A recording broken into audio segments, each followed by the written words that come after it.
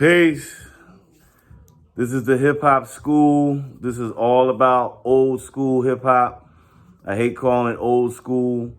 This is about the golden age. This is about the 80s, the 90s, and early 2000s, but really the 80s and 90s. That's probably the gist, the bread and butter of what this channel is all about. I lived this hip hop. I was in that era, all up in that era, so I know all about it. This is a channel that we reminisce about different artists, unsung artists, popular artists, producers, East Coast, West Coast rappers, Midwest, down South. I was down South as well in the 90s and late 80s. I'm from the East Coast. I'm from Philly. So that Philly, New York connection, I know all about it. This is a true hip hop head. Please like and subscribe. We're gonna go over a whole lot of content dealing with hip hop. And I'll also keep the videos pretty short. They're not gonna be 30 minutes long, even though I probably could do 9 hours of this, but we'll knock it down to 15 minutes or less. I was thinking about a topic to start off with.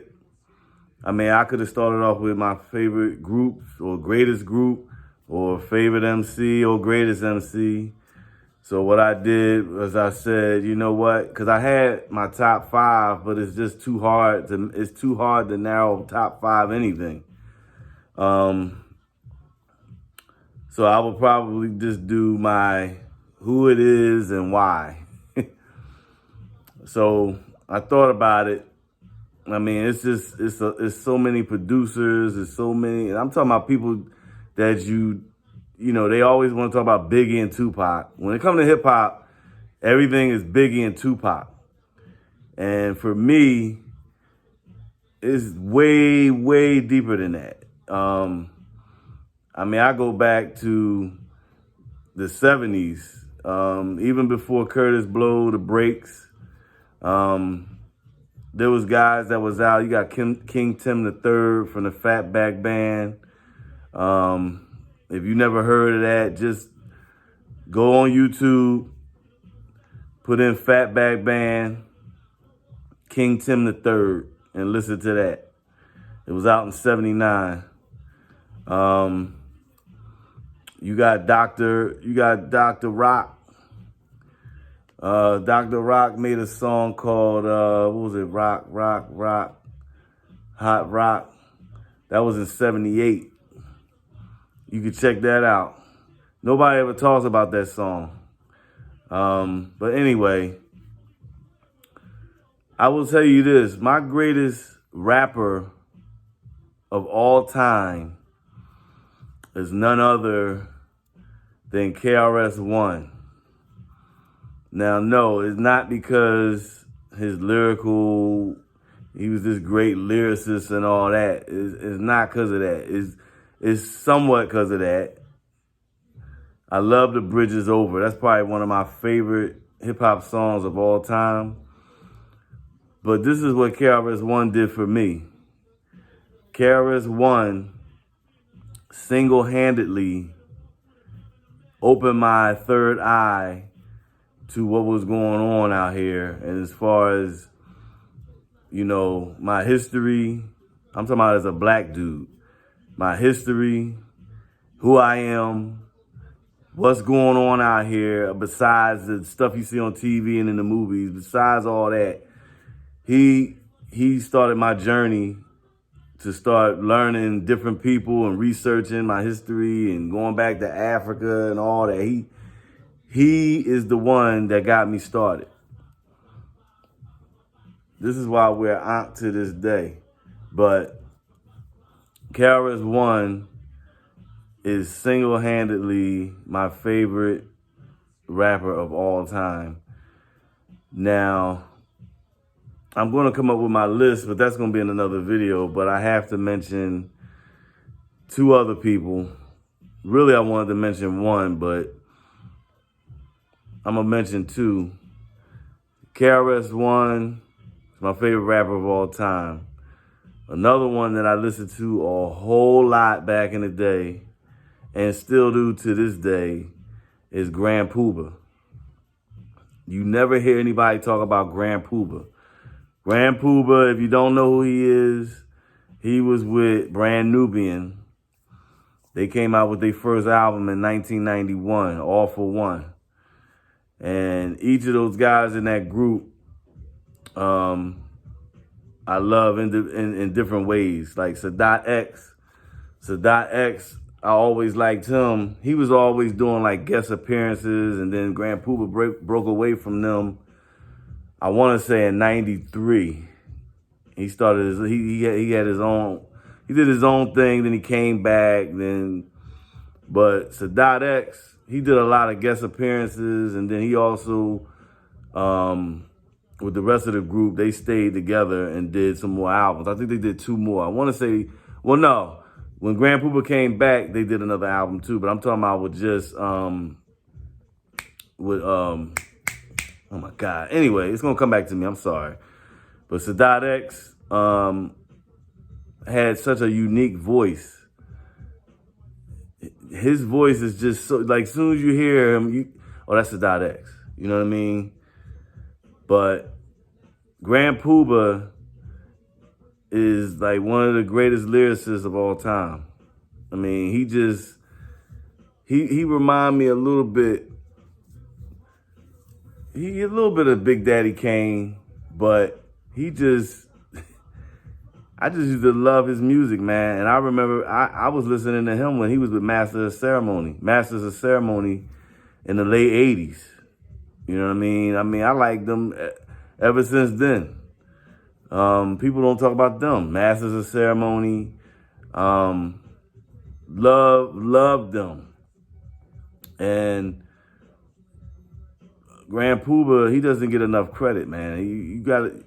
That's why I don't like watching television, because television is just too much fluff. Grand Puba is definitely somebody that should be on some type of list. I don't know, top 100. I don't know about. I mean, the only reason why I wouldn't say top 50, because a lot of people, he wasn't as popular. You know, he had, and I'm not gonna say he had controversial lyrics. They weren't controversial lyrics. They were real. He was kicking some real shit. And see, along with KRS One, listen to KRS One, then it went on into Grand Puba. You know what I'm saying? They just started my journey on being a free thinker. And Grand Puba probably he really was the one who, I mean, first of all, I just enjoyed his music. I enjoyed the beats, all that shit, man. I mean, he was a deep dude. I would have loved to have met him, man, because he was extremely pro-black, you know, as far as our concerns and issues. But I mean, he's for me, he's one of my greatest rappers of all time. You know, that's why when you go to TV, people gonna tell you it's gonna be the same shit, man. It's gonna be, you know, Biggie, Tupac, Rakim, Nas. You know, Nas is on my list. Nas is one of my favorite rappers of all time. I was always a Nas fan more than a Jay-Z fan, even though this is gonna go into my other guy that I love. Pause. Jay-Z came out through this guy, and that was Big Daddy Kane. I mean, see, Big Daddy Kane, he kind of fucked up. I wouldn't say he fucked up, because I know he was trying to do some different shit. I know he was trying to do something different. He was trying to do that smooth. He was trying to blend it. He was trying to get into the R&B, hip hop, you know, almost like Teddy Riley with the New Jack Swing. He was trying to get all up in that, you know what I mean? I think that's what fucked him up, because he really should have been a dude that had like 10 albums. And I think he only had 3. He may have had a little bit more, because after 92, I really didn't follow him anymore. And then he started doing a couple movies and stuff like that. But I think he did come out with another album in 93 or 94, but I ain't even listened to it. But KRS One, Grand Puba, and Big Daddy Kane are like, they're like my Mount Rushmore of rappers. I mean, it's a whole slew of way more rappers that I like as well. But these are dudes that I listen to a lot. It's just like when I get to the groups, I'm gonna do a video about groups. And you know, Wu-Tang and Tribe Called Quest I probably played more. But Wu-Tang, really, I think Wu-Tang is the greatest rap group of all time. And then Tribe Called Quest. But I think I listened to Tribe Called Quest more.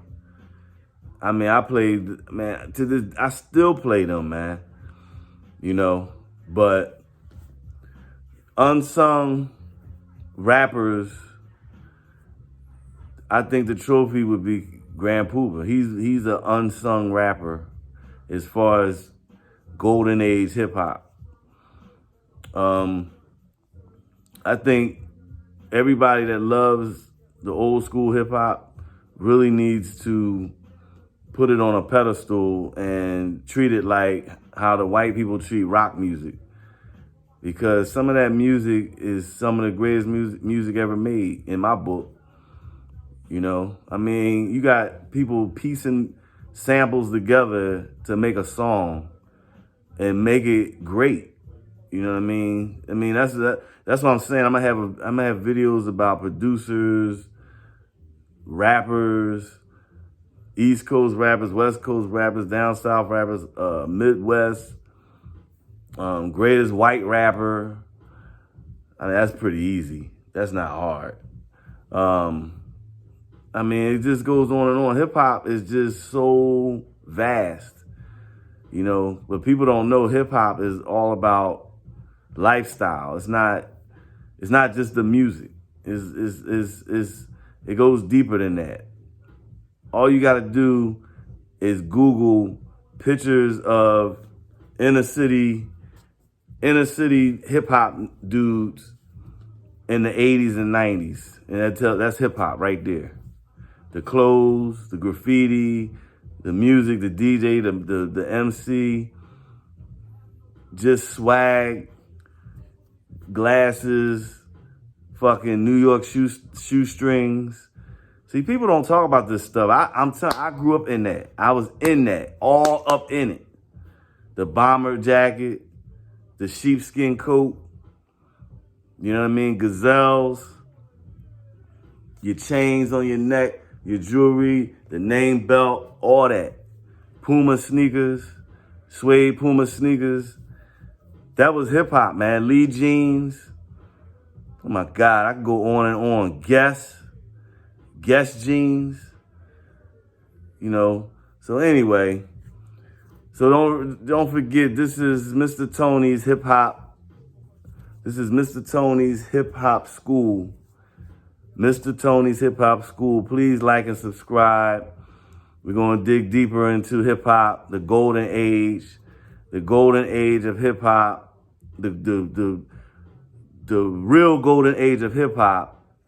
I'm not even going to say for me. I'm telling y'all, the golden age of hip hop, the greatest era of hip hop was 86 to 94. You heard it from me, Mr. Tony. 86 to 94 was the greatest era of hip hop.